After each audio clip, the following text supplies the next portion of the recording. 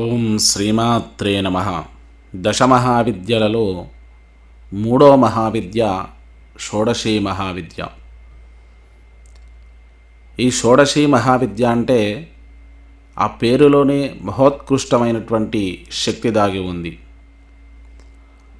మనము ఒక పురాణోక్తమైనటువంటి ఒక శ్లోకం చూస్తే, న గాయత్ర్యా పరో మంత్ర న కాశీ సమదర్శయో న విశ్వేశ సమోలింగ న విద్యా షోడశీ సమః. ఈ షోడశీ విద్యను మించినటువంటి మహోత్కృష్టమైన విద్య ఈ బ్రహ్మాండంలో లేదు అని చెప్పేసి దీని అర్థం. అలాంటి దివ్యమైనటువంటి షోడశీ మహావిద్య గురించి, అలాగే దశమహావిద్యలలో ఏ విద్యకు ఆ విద్యనే మహోత్కృష్టమైందైనా కూడా వీటన్నిట్లో ఒక మహారాజ్ఞి లాంటి స్వరూపమే షోడశీ మహావిద్య. ఈమెనే త్రిపుర సుందరి, అలాగే లలిత, పంచదశి, షోడశి స్వరూపంగా ఈ జగన్మాతను మనం ఆరాధిస్తాం. ఈమె శాంతస్వరూపిణి. మిగిలిన దేవతలు ఉగ్రంగా ఉన్నా కూడా ఈ షోడశీదేవి అత్యంత ప్రశాంతమైనటువంటి స్వరూపంతో మనకు దర్శనమిస్తుంది. అలాగే ఈ షోడశీ సాధన కానీ ఈ లలితా సాధన కానీ చేసేవారికి భోగము మోక్షము రెండు కలుగుతాయి. ఏ విద్యకైనా ఒకే ఒక్కటి దొరుకుతుంది, అది భోగము కానీ అయితే మోక్ష విద్య కానీ ఇహమునందు భోగాన్ని పరమునందు మోక్షాన్ని ఇచ్చే విద్య ఈ షోడశీ మహావిద్య. మరి షోడశీ మహావిద్య గురించి దశమహావిద్యలలో మూడో మహావిద్య అయినటువంటి మహోత్కృష్ట విద్య గురించి ఈ వీడియోలో చూద్దాం. మరెందుకు ఆలస్యం, మన స్వధర్మదర్శిని ఛానల్ని సబ్స్క్రైబ్ చేసుకోండి. ఈ వీడియోను లైక్ చేసి షేర్ చేసి కామెంట్ చేయండి. సలహాలు సందేహాలు ఏమైనా ఉంటే కామెంట్స్ రూపంలో తెలియజేయండి. అరుణాం కరుణాంతరంగితాక్షీన్ ధృతపాశాంకుశపుష్పబాణచాపాం అణిమాదిభిరావృతాం మయూఖైః అహమిత్యేవ విభావయే భవానీం. అద్భుతమైనటువంటి అరుణారుణమైనటువంటి స్వరూపంతో, ఎర్రటి స్వరూపంతో అష్టసిద్ధుల్ని కాంతి కిరణాల రూపంలో మనకు అందించే దివ్యమైనటువంటి శక్తి ఈ లలితాశక్తి లేదంటే షోడశీ శక్తి. అమ్మవారు అద్భుతమైనటువంటి ఆయుధాలను ధరించి, ఈ లలితాదేవి పాశము, అంకుశము, చెరుకు విల్లు, పూల బాణాలు మొదలగునవి ధరించి దివ్యమైనటువంటి స్వరూపంతో మనకు దర్శనమిస్తుంది. ఈ అమ్మవారి చేతిలో ఉన్న 5 పూలు కూడా దేనికవే విశిష్టమైనవి. అలాగే ఇక్షు అంటే తీపి, మన లోపటి కోరికలన్నింటినీ కూడా సంపూర్ణం చేసే విద్యగా ఈ షోడశీ విద్యకు పేరు. అందుకే జగన్మాత ఇక్షుచాపాన్ని ధరిస్తుంది. ఇక్షుచాపం అంటే మన కోరికలను తీర్చే అమృతము సిద్ధింపచేసే శక్తిగా మనకు దర్శనమిస్తుంది. బ్రహ్మవిష్ణు మహేశాద్యై స్థితశైరర్చితాపుర త్రిపురేతి సదానామ కథితం దైవతైస్తవ. బ్రహ్మ, విష్ణు, మహేశ్వరులు ముగ్గురు కూడా ఈ జగన్మాతను ఆరాధించినట్టుగా మనకు బ్రహ్మాండ పురాణం చెప్తుంది. ఈ ముగ్గురు దేవతలు ఆరాధించడం వల్ల అమ్మవారు త్రిపురగా మారింది. అలాగే త్రిపురాసురుణ్ణి సంహరించినటువంటి ఆ పరమేశ్వరుణ్ణి వివాహం చేసుకుంది కాబట్టి త్రిపుర అయింది. కాబట్టి ఈ జగన్మాతను త్రిపురగా, షోడశిగా, అలాగే అమ్మవారిని లలితాదేవిగా కూడా మనకు ఆరాధిస్తారు.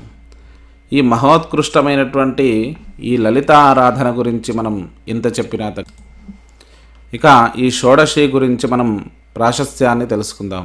లలితోపాఖ్యానంలో బ్రహ్మాండ పురాణాంతర్గతంగా చెప్పినటువంటి అమ్మవారి యొక్క ఆవిర్భావం కానీ, ఆ పరమేశ్వరుడి యొక్క దివ్యశక్తి ఆవిర్భావం కానీ, మన్మధుడి యొక్క దహనం కానీ, సతీదేవి యొక్క ఆత్మత్యాగం కానీ, ఇవన్నీ లలితోపాఖ్యానంలో చెప్పడం జరిగింది.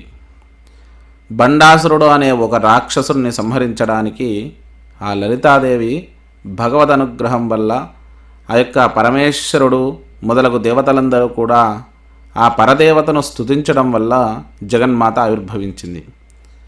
లలితోపాఖ్యానంలో చాలా అద్భుతంగా చెప్పడం జరుగుతుంది. ఈ బండాసురుడు దేవతలందరికీ కూడా ఎలాగైనా సరే వీరి యొక్క శక్తిని క్షీణించాలని చెప్పేసి వీరి లోపట ప్రవేశించి సూక్ష్మరూపంలో వీరి కోరికలను చంపేస్తూ ఉంటాడు. ఎప్పుడైతే దేవతలంతా కూడా కోరికలు లేకుండా నిస్తేజంగా మారిపోతారో అప్పుడు వారి యందు పూర్తిగా ఆసక్తి నశించి వారి యొక్క ప్రజోత్పత్తి కానీ అలాగే సంతానోత్పత్తి కానీ లోకాలు వృద్ధి చెందడం కానీ ఆగిపోతుంది. ఈ విధంగా జరగడంతో దేవతలందరూ కూడా పరమేశ్వరుణ్ణి ఆశ్రయిస్తే పరమేశ్వరుడు అలాగే బ్రహ్మదేవుడు ఆ యొక్క శ్రీ మహావిష్ణువు ముగ్గురు కలిసి దీనికి తరుణోపాయంగా ఒకటి చెయ్యాలి, ఆ యొక్క బ్రహ్మాండానికి అతీతమైనటువంటి ఒక శక్తిని మనం ఇక్కడ ఆవాహన చేసుకొని ఆమెను మనం ప్రార్థిస్తే ఈ బండాసుర వధ జరుగుతుందని చెప్పేసి వీరందరూ కూడా బ్రహ్మాండం చివరి అంచుకు వెళ్ళి అక్కడ చిదగ్నికుండము అనే ఒక కుండాన్ని స్థాపించి దాంట్లో అంతరిక్షంలోంచి అగ్నిని తీసుకొని ప్రతిష్ఠ చేసి హవనం చేస్తారు. శీఘ్రంగా జగన్మాత అనుగ్రహించాలి కాబట్టి దాంట్లో హవిస్సులుగా తన శరీర భాగాలను వేయడం జరుగుతుంది. ఎప్పుడైతే వాళ్ళంతా తమ శరీర భాగాలను వేస్తారో అప్పుడు జగన్మాత అనుగ్రహించి చిదగ్నికుండ సంభూతగా దేవకార్య సముద్యతగా లలితా సహస్రనామాల్లో చెప్పిన విధంగా ఆ చిదగ్నిలో నుండి అద్భుతమైనటువంటి స్వరూపం బయటకు వచ్చింది. ఆ అమ్మ స్వరూపం ఎలాంటిది అంటే బ్రహ్మాండాలన్నీ కూడా ఆమె దివ్యమంగళ స్వరూపాన్ని, ఆమె ముఖవర్చస్సులోని మాతృత్వాన్ని చూసి అందరూ ఆమెకు దాసులుగా మారిపోయారట. అందుకే లలితాదేవి అంటే బ్రహ్మాండాలన్నిటికీ కూడా అమ్మగా మారిపోయిందట. ఆమె నేత్రాలలో ఆ సూర్యచంద్రులు ఉన్నారట. ఆ సూర్యచంద్రులనే నేత్రాలుగా ధరించినటువంటి జగన్మాత స్వరూపం ఆవిర్భవించింది. ఈ లలితాదేవికి ఒక అద్భుతమైనటువంటి మంత్రం పంచదశి మంత్రం. 15 అక్షరాలతో కూడిన ఈ అక్షరం, ఈ మంత్రము చాలా విశిష్టమైంది. ఇందులో మొదటి 5 అక్షరాలు కూడా చాలా విశేషమైనవి. ఇవి వాగ్భవకూటము అంటారు. ఇక తర్వాత 6 అక్షరాలు కూడా కామరాజకూటం అంటారు. ఇక చివరి 4 అక్షరాలు కూడా శక్తికూటము అంటారు. ఈ సృష్టిలో మనకు అందే ఒక అద్భుతమైనటువంటి విషయం ఏంటి అంటే మొట్టమొదట వాగ్భవకూటం ఉండడం వల్ల మేధస్సు, జ్ఞానము, చైతన్యము ఉద్భవిస్తుంది. కామరాజకూటం వల్ల ఐహికమైనటువంటి వాంఛలయందు వాటిని పొందడంతో పాటు వాటి యందు మనకు అనురాగం లేకుండా చేస్తుంది. భగవత్తత్వాన్ని మనకు అవగతం చేస్తుంది. ఇక మూడవదైనటువంటి శక్తికూటము. ఈ రెండిటిని దాటుకొని మూడోది అద్భుతమైనటువంటి శక్తికూటైక తాపన్న కట్యదో భాగధారిణి అని మనకు అమ్మవారి శ్లోకం లలితా సహస్రనామాల్లో ఉంది. శక్తికూటంలో ఉండే జగన్మాత ఏం చేస్తుంది అంటే మన లోపట ఆ యొక్క భగవదనుగ్రహాన్ని పొందే శక్తిని ప్రేరణ చేస్తుంది. కాబట్టి ఈ సృష్టిలో ఈ మూడిటి కంటే మించినటువంటిది ఏది లేదు. షోడశి కానీ పంచదశి కానీ ఉపదేశం తీసుకొని ఉపాసన చేయడం వల్ల ఆ శక్తి అనుగ్రహం కలిగి ఒక దివ్యమైనటువంటి అనుభూతితో పాటు భోగమోక్షాలు మనకు లభిస్తాయి. శరీరం ఉన్నంత కాలము భోగాన్ని, శరీరం త్యజించిన తర్వాత మోక్షాన్ని పొందే ఏకైక విద్య షోడశీ విద్య. ఈ షోడశీదేవికి అలాగే బాలాస్వరూపంగా కూడా కొలుస్తారు. బాలాస్వరూపంలో 3 అక్షరాలే ఉంటాయి. ఇది కూడా 3 అక్షరాలలో మొదటి అక్షరం ఒక కూటమి, రెండో అక్షరం ఒక కూటము, మూడో అక్షరము ఒక కూటంగా మనం కొలుస్తారు. అలాగే ఈ లలితాదేవి ఆరాధన దక్షిణ భారతదేశంలో విశిష్టమైనటువంటి ప్రాచుర్యాన్ని పొందింది. ఈ షోడశీ విద్యకు సంబంధించి శ్రీ శంకరాచార్యుల వారు దక్షిణ భారతదేశం అంతా కూడా విశేషమైనటువంటి ప్రాచుర్యాన్ని తీసుకొచ్చారు. ఈ శంకర భగవత్పాదుల వారు రాసిన సౌందర్య లహరి వల్ల ఆ లలితాదేవి మీద దక్షిణ భారతదేశంలో విపరీతమైనటువంటి ఆ ఆరాధనాభావం ఏర్పడింది. అందులో సౌందర్యలహరిలో ఎన్నో అద్భుతమైనటువంటి శ్లోకాలు చెప్పడం జరిగింది. సాక్షాత్తు జగన్మాతను నఖశిఖ పర్యంతము కూడా అమ్మవారి యొక్క దివ్యమంగళ స్వరూపాన్ని తాదాత్మ్యం చెంది చెప్పిన ఆ శ్లోకాలు నేటికి కూడా పారాయణ గ్రంథాలుగా మనకు కనిపిస్తాయి. అలాగే లలితా సహస్రనామాలు కూడా మనందరికీ తెలిసినవే. ఒక లలితా సహస్రనామాలు ఒక విద్యగా కాకుండా, ఒక పారాయణ గ్రంథంగా కాకుండా బ్రహ్మ విద్యగా చెప్పబడినటువంటి స్థితి ఆ లలితా సహస్రనామాలది. అలాగే బ్రహ్మాండ పురాణాంతర్గతంగా ఈ లలితా సహస్రనామాలకు ఆవిర్భావంతో పాటు ఉపాఖ్యానం ఇవ్వడం, అందులో చాలా విశిష్టమైనటువంటి ఈ షోడశీ విద్యకు సంబంధించిన అనేక అంశాలను పొందుపరచడం జరిగింది. మరి ఇంత విస్తృతమైనటువంటి శక్తి ఈ షోడశీదేవిది. అలాగే ఈ షోడశీ విద్యలో ఇంకా అనేక రకాల సాంప్రదాయాలు ఉన్నాయి. ఇందులో మొట్టమొదటిది హయగ్రీవుడు అగస్త్యుడికి ఉపదేశం చేసినటువంటి ఈ సహస్రనామాలు సాక్షాత్తు వశన్యాది వాగ్దేవతలు రాసినటువంటి లలితా సహస్రనామాలుగా చెప్పబడతాయి. అలాగే దీనికి అధిష్టాన దేవతగా ఋషిగా ఉన్నటువంటిది దక్షిణామూర్తి. అంటే సాక్షాత్తు శివకేశవులే ఈ లలితాదేవికి అధిష్టాన దేవతలుగా ఉన్నారు. కాబట్టి ఇంత గొప్ప విద్య మన దశమహావిద్యలలో 3వ మహావిద్య. ఇది చాలా సాత్వికమైనటువంటి ఉపాసనా విధానంగా మనకు దర్శనమిస్తుంది. అలాగే ఈ లలితాదేవికి దండిని, అలాగే మంత్రిని దేవతలు అధిష్టాన దేవతలుగా ఉంటారు. మొట్టమొదట మాతంగి అంటే రాజశ్యామల, అలాగే వారాహీదేవి ఈమెకు మంత్రిని దండినిగా ఉంటారు. వీరు కూడా విశేషమైన ఉపాసనా విధానాలలో వీరి విశిష్టత చాలా చెప్పడం జరుగుతుంది.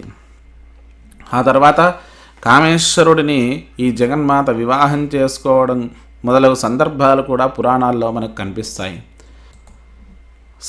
శ్రీ త్రిపుర సుందరీ సేవన తత్పరాణం భోగమోక్షశ్చ కరతలే ఏవచాని లోకోక్తి ప్రకారం ఈ సుందరీ సేవను చేసుకున్న వారికి భోగమోక్షాలు కలుగుతాయి అని చెప్పేసి మనకు పురాణాలు చెప్తున్నాయి.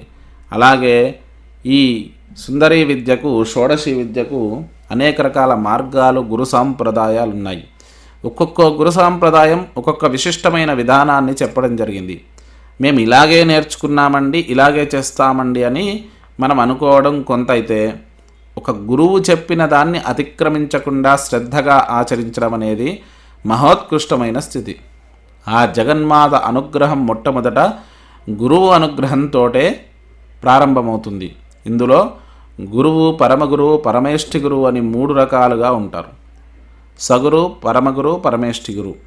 ఇట్లా మనకు ఉపదేశం ఇచ్చిన గురువుతో పాటు 3 తరాల వరకు కూడా గురు సాంప్రదాయంలో తప్పక వారిని నిత్యము స్మరించాల్సి ఉంటుంది. కాబట్టి ఎవరి గురు సాంప్రదాయాన్ని బట్టి, ఎవరి విద్యా సాంప్రదాయాన్ని బట్టి వారు అనుసరించాల్సిన విధానము ఈ పంచదశికి, షోడశికి ఉంది. కాబట్టి ఇది మనం అందరము గమనించాలి.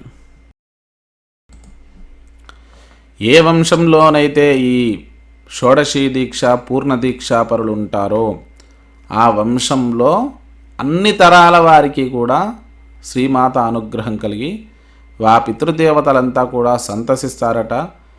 అలాగే ఆ వంశమంతా కూడా ఉద్ధరింపబడుతుంది అని చెప్పేసి మనకు బ్రహ్మాండ పురాణం చెప్తుంది.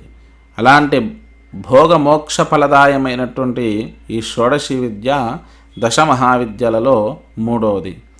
తప్పకుండా ఈ షోడశి గురించి ఇంకా చాలా వీడియోలు చేయాల్సి ఉంటుంది. అది లలితా సంబంధమైనటువంటి విషయాలలో మీకు అందించే ప్రయత్నం చేస్తాను. తప్పకుండా ఈ ఛానల్ని సబ్స్క్రైబ్ చేసుకొని ఈ వీడియోను లైక్ చేసి, షేర్ చేసి, కామెంట్ చేయండి. వచ్చే వీడియోలో మనం భువనేశ్వరి విద్య గురించి తెలుసుకుందాం. మన ఛానల్ని సబ్స్క్రైబ్ చేసుకోండి. స్వస్తి ప్రజాభ్యా పరిపాలయంతాం న్యాయేన మార్గేణ మహిమహేష గోబ్రాహ్మణేభ్యః శుభమస్తు నిత్యం. లోకా సమస్తా సుఖినో భవంతు.